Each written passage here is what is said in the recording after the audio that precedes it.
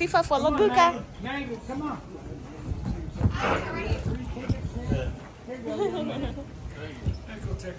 You say you got your license? No. No? Well, you're good. Nobody around here got license. No license, that means it's gonna be good. Really? Come on. Holding up the traffic, boy. See all that traffic back there? Yeah, Dad, take me a video as I'm walking up there. Is it on? Yeah. Well, here. Okay.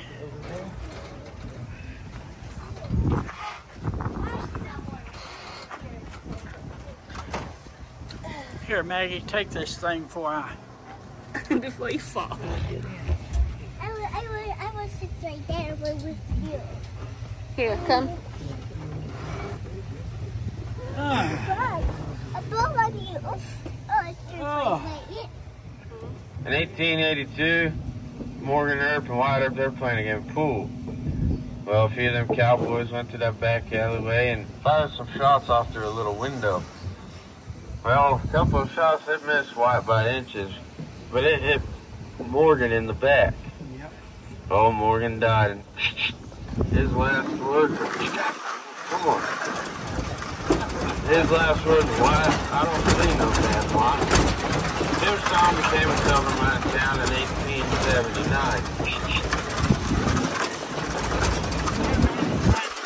Well, after 2 years, we suffered from 2 major fires. Well, we came back to both of them, and that's how we got the town itself to die.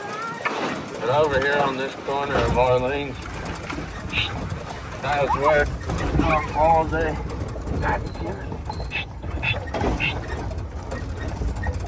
Doc Hawley met up with the Earp brothers. They went down to Fremont, hung left, went down to that gunfight. Right there on the right, where it said old time photos. Well, that used to be the Can Chinese restaurant.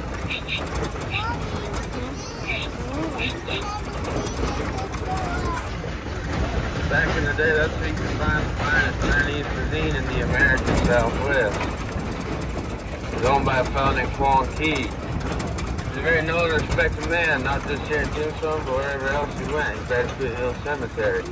There's thousands of people at his funeral. On the right, that's the OK Corral. That's not where that gunfight took place. I'll show you where it did. If you look to the right, you see that city park. You see an adobe wall in the middle of the telephone pole right up against it. Well, that's where it all happened. It was a 15 by 30 foot alleyway. Well, 3 men died that day. Thomas Frank McCoy and Billy Clinton.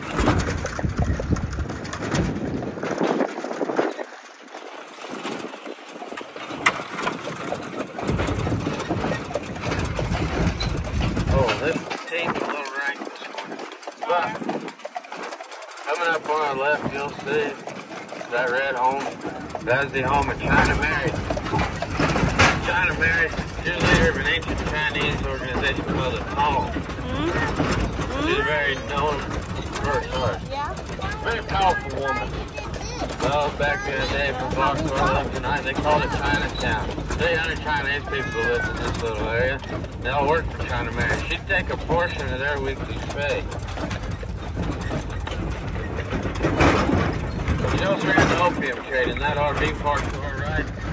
They dug up 200 hidden opium dens in the 70s. You can find them right back there in Tombstone at the museum.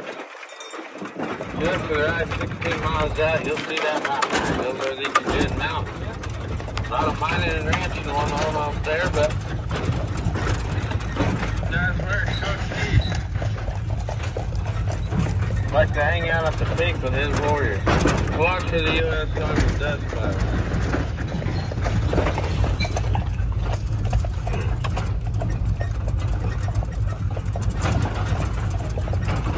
Well, they'd watch the U.S. Army dust clouds as they're coming from Fort Chicken, which is about 25 miles away. The further they were, the longer they had for the battle. Well, Coach East, he won many battles in his lifetime. But one of his last, he didn't lose a single warrior. His army lost 100 men. Soon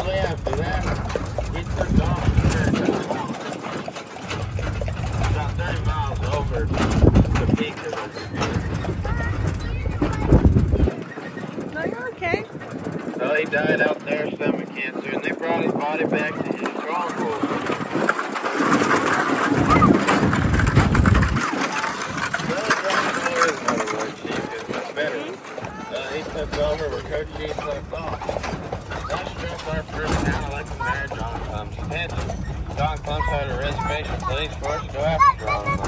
Big little Geronimo come out to the res, have a little sit down. Well, Geronimo, he knew to live with the trap. So they ran off to New Mexico and began raiding out there.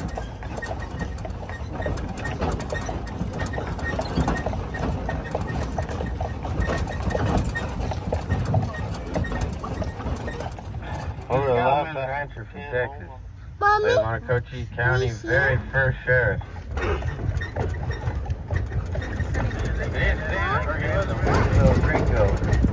But if you look over to the right, you'll see that white home house. They specialize in gunshot wounds.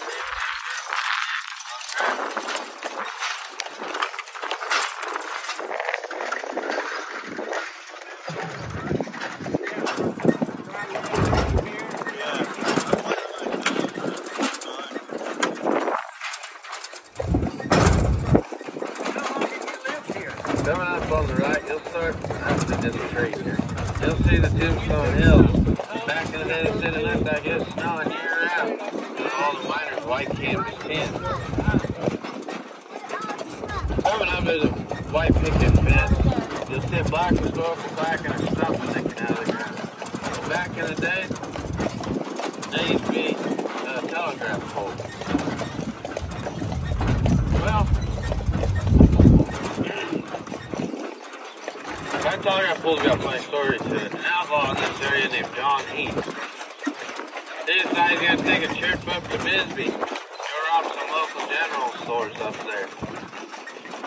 Well, when he got there, he was recognized, so he called off. Well, he got 5 of his boys up there to give him a hand. They went in there, guns ablazing, and they were still pretty early.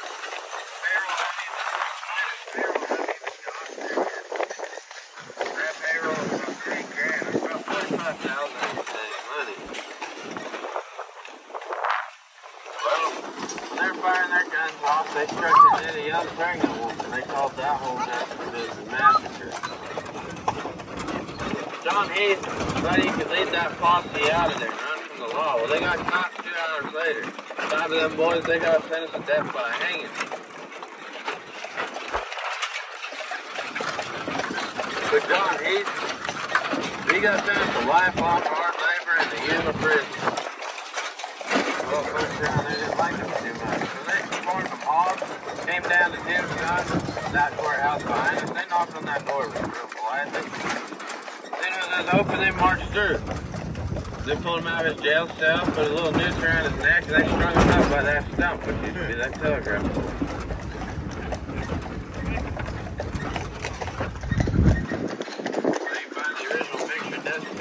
Death certificate from that first and last townlet here in Tombstone. If you look off to the right, you'll see that Tombstone Hill. Well, back in the day, this whole area was Goose Flat. So Ed Shufflin, he came out here in 1885 and scoped the area out. Said them hills were promising to have silver because of the rock formation.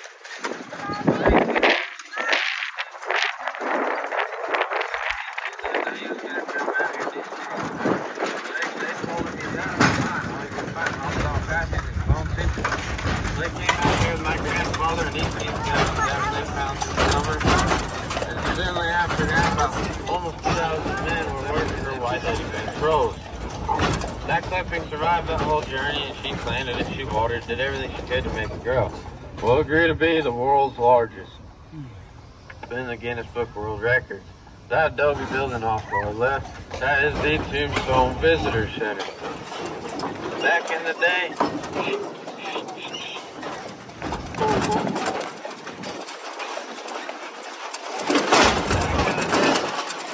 that was the first precinct of structure here in Southwest.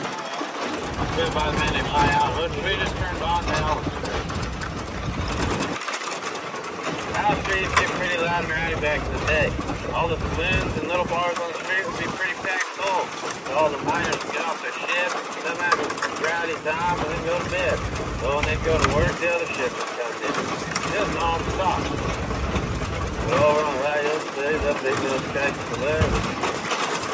Oh, there's archways on the face of that building. They are original. They helped Tombstone Grand Hotel.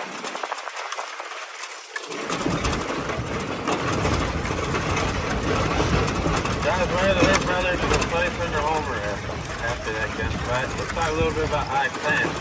Ike Land in the movie Tombstone, it seems like he's just some sister. He'd talk a whole lot, but it never backed it up. In real life, that wasn't the case. Him and his brother and his whole family were very fierce. They're cow hunters. They punch cows all over.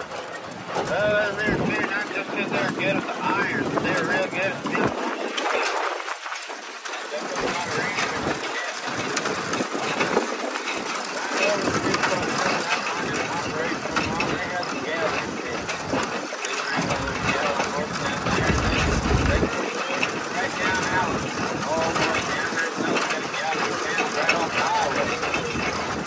Love you too.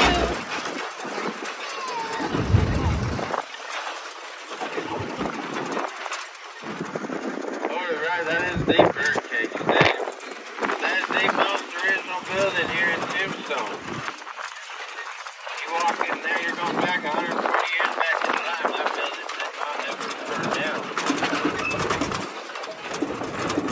You'll see a horse on hearse called the Black Mariah.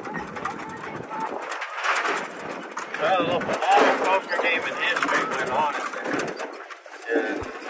6 years, 5 months, 2 days long. That was well riot. That's about 15,000 in today's money. Can you imagine how heated them poker games actually got?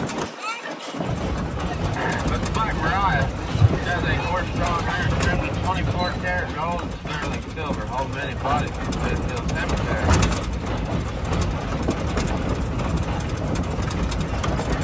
Well, there's only 3 left in existence today. One here in Tombstone, one in Oklahoma, and one in Rochester, New York.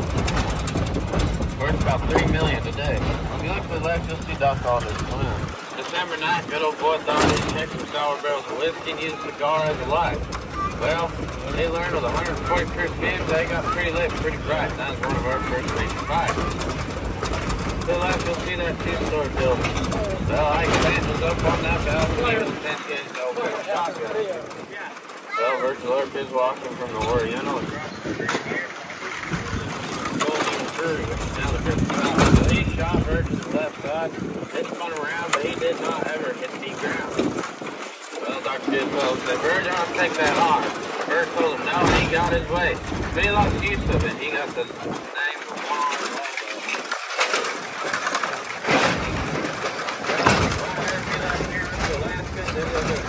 Then he went to California and got moving to all day.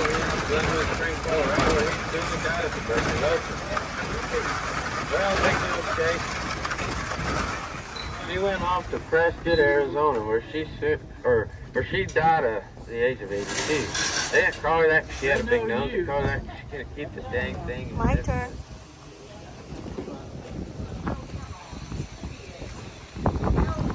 Here, Kenny.